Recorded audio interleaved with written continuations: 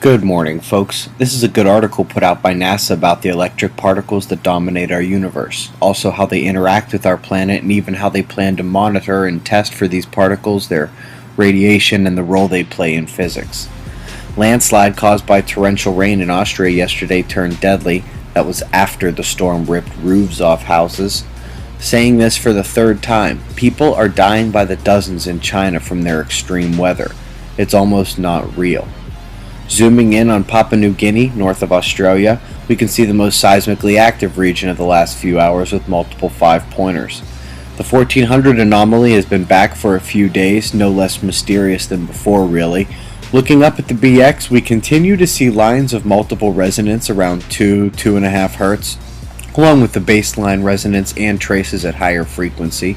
Nothing major on the solar wind data causing this.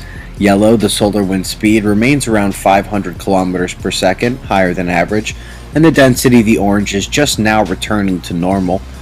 Taking a look at Ovation Prime, you can see sudden pulses of charged particle bombardment occurring over the last few hours, and the rheometer reveals a brief surge of solar plasma penetrating the magnetosphere at the red spike.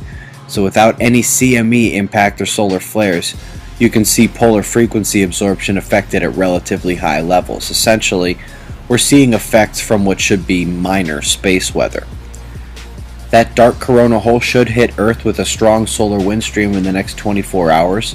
The active regions behind it have bipolar magnetics, but no large sunspots and no dangerous mixing of the polarity.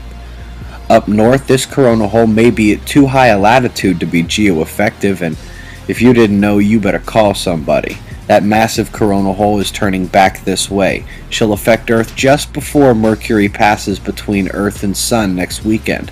Quake Watch builds until then, folks. An explanation video should be coming later today. That's the news. Be safe.